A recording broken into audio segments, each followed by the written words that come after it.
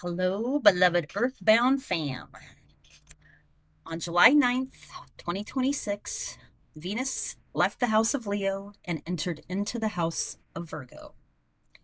With this transition, along with our buddy Nep just going into retrograde in the house of Aries, it bears the question, how's your mind and your money doing these days? All right, so let's chat about some haps going on in the above so we don't get gobsmacked by the haps that may arise down here in the earthbound below, shall we? As always, reel this in or release it freely. This is simply my own interpretation of what I have learned so far by looking at these charts.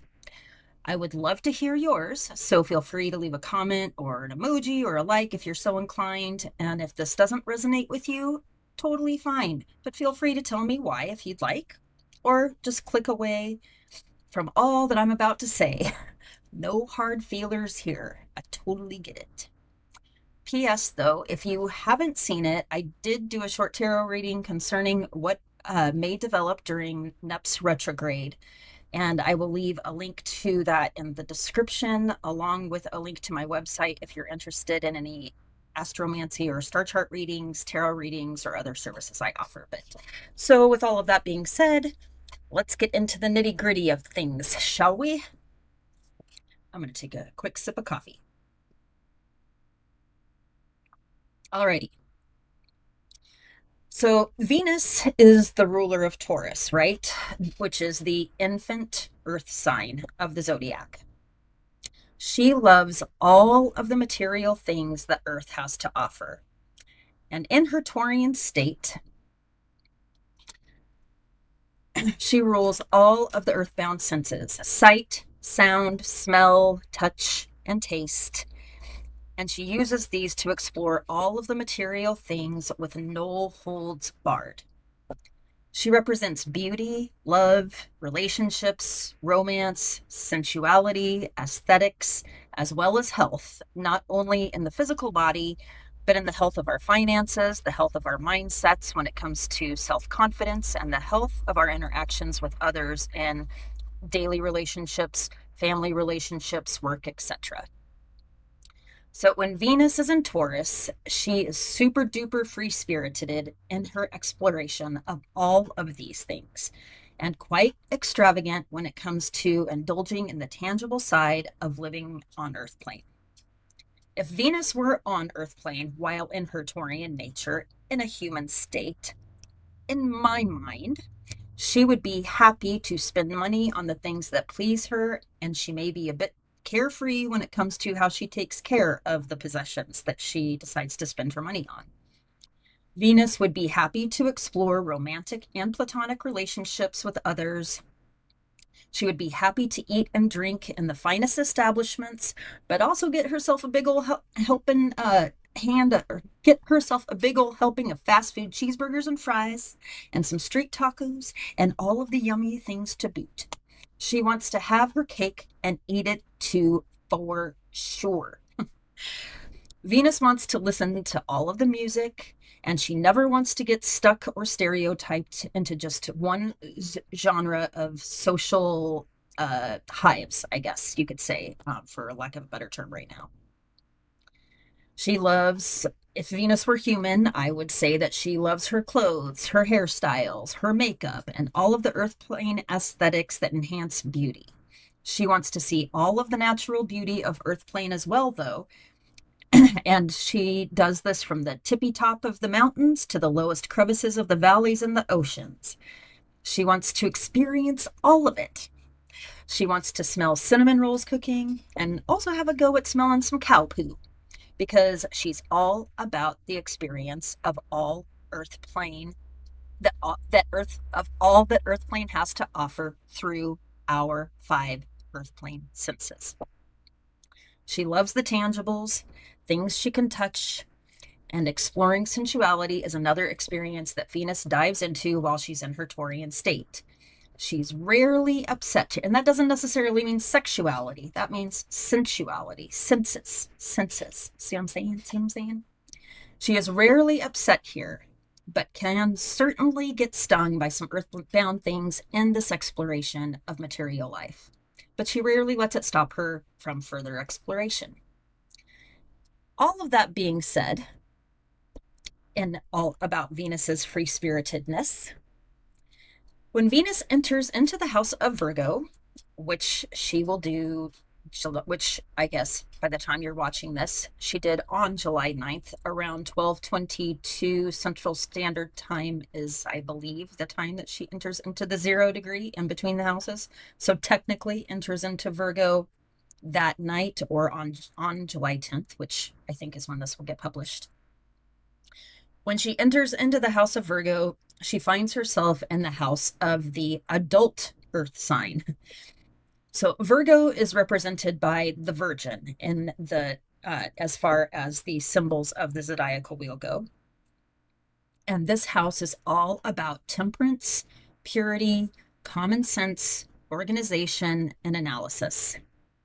Virgo is the house where the phrase hard work is work worth doing is the name of the game, as well as being of service to others. So when Venus enters into Virgo, it's kind of like a big old wet blankie has been thrown over her earth plane party of free spiritedness and more service to self kind of vibe, right?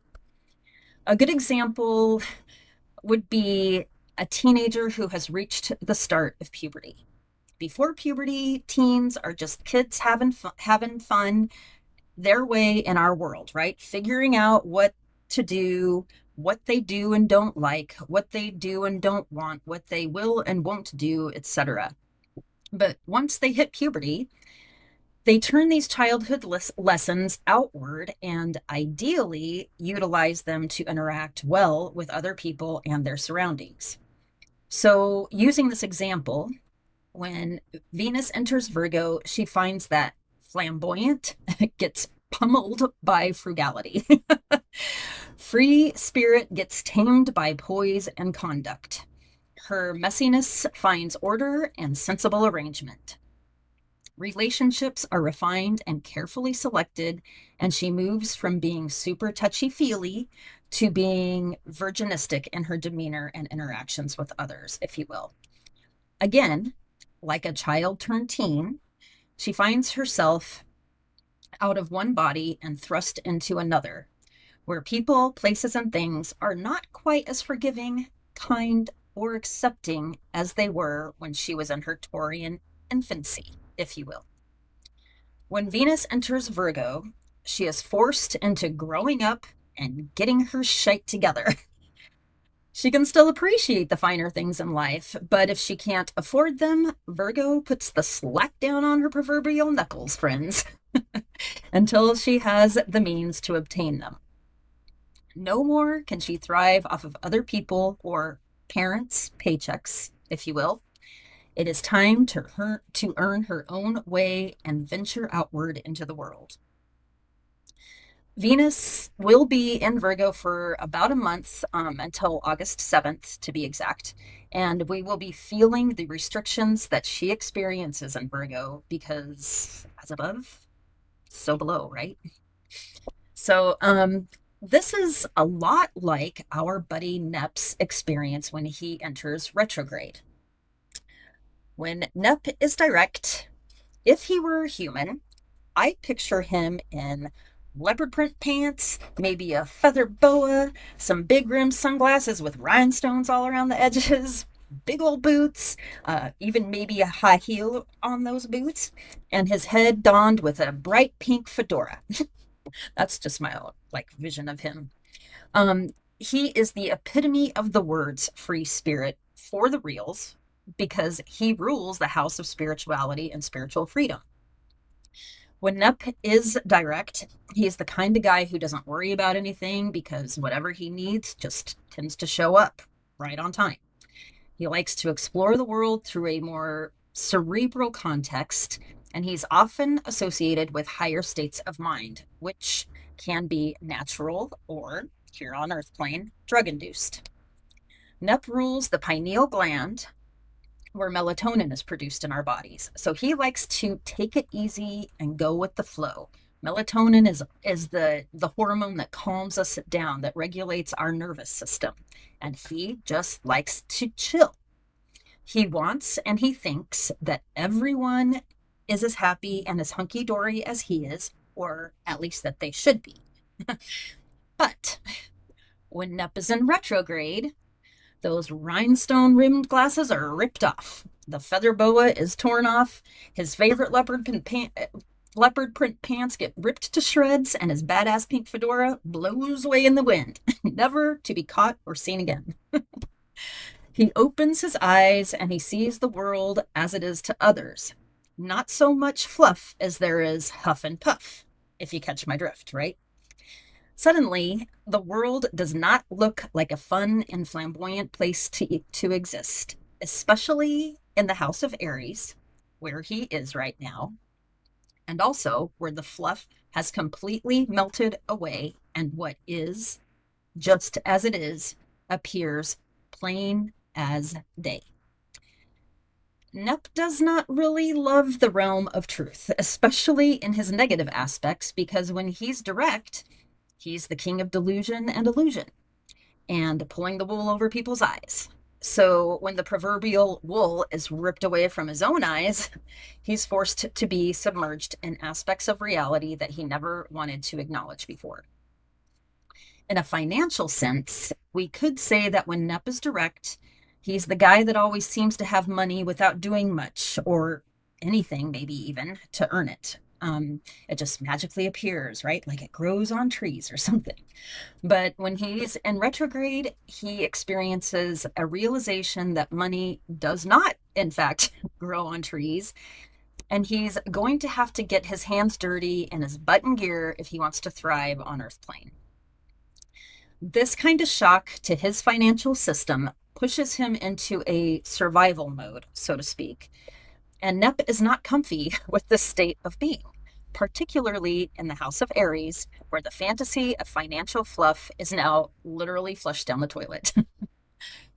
Needless to say, Venus in Virgo and Nep's retrograde in Aries is going to energize a flood, or maybe a mudslide may be a better term, a financial feckery as we move through the next month. And when finances find a state of feckery, mental states tend to break down as well, because most humans here on Earth plane associate security with how much money they do or do not have. When mental states start to become compromised, the physical body and emotional body follow the mental signals and begin breakdowns of their own. The house of Virgo also rules digestion. And this is and this is digestion in the physical health of our bodies, of course, but also in the mind and the soul.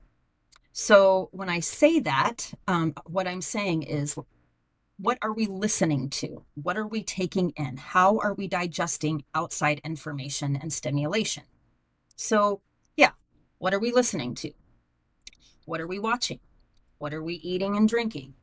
How do these things make us feel? And how do they affect our way of thinking? Our minds and our guts are directly connected. So if you have a gut feeling about something coming up here over the next few weeks, trust it. If you eat or drink something that makes you feel cruddy, avoid it. If you hear a song that isn't your favorite and you can't turn it off, practice patience and acceptance, or AKA temperance, until it's over. You know, try to tap into the calm within the center of the storm, right? It's there. You just have to tap into that. If you see or hear things on screens that you don't want to see and don't want to hear, turn the screens off. Just don't give them any more of your attention. Attention is the currency of the universe, after all. And we literally pay out pieces of our soul through attention. We pay it or give it away. So everything that we take in is everything that we're going to eventually flush or put out into the world. You are in perfect control of what it is you experience. So take charge of that, as well as taking responsibility for what you allow to surround you. So I'm just going to say these words again, reel them in or release them freely. It's a bit of advice, and I really do try not to do advice so much these days, but we're at a time where I feel like these words should at least be said. My beloved Earthbound fam, it is time to grow up and get our collective shite together. For, lack of a better, I guess I'll just put it out there just as it is, right? Why not? The lessons we have learned so far are ready to be put into action. And we can accomplish this by practicing the calibration and equilibrium of purity of our spirit with the materialistic realm of Earth plane. What do we need? What don't we need? What do we want? What don't we want? Discernment between the two. The word discernment, speaking of discernment, gets thrown around like crazy these days. But truly, it's most certainly the best word that I can think of as we move through the next few weeks with Venus being in Virgo and Neptune's continued retrograde. Because when Venus enters into the house of Libra, the house of judgment and equanimity, which she rules, by the way, she will have the grown-up skills that she needs to discern how our hearts weigh against a feather on the Librian scales of justice. I'll get into that in another vloggity further down the road. But for now, practice makes perfect. And we are being given the gift of utilizing this time to perfect the states of our heart's purity by practicing discernment and what we allow in our minds and into our bodies. Do the things we digest nourish our souls, our sources of unconditional love, or do they diminish them? Do the things we take in enhance our personal integrity, or do they damage it? All things to consider. So I'm going to wrap this up. In closing, a question that we could all ask ourselves to determine if we're on the most fulfilling track of our life and how it is unfolding is, am I okay with who I am becoming by taking this in? Because what we take in is the exact fuel that we will use to put ourselves out into the world, whether we are aware of it or not. So, sorry, I need another drink of coffee after all that preaching. Sorry about the preaching. I am a reverendess after all. You can check out my website if you didn't know that, and you'll see what I'm talking about. It'll be linked in the description. So anyway, I'm working on the next vloggity thingy about Uranus's and Pluto's positions and powers in the roof formation that they're holding with Neptune right now.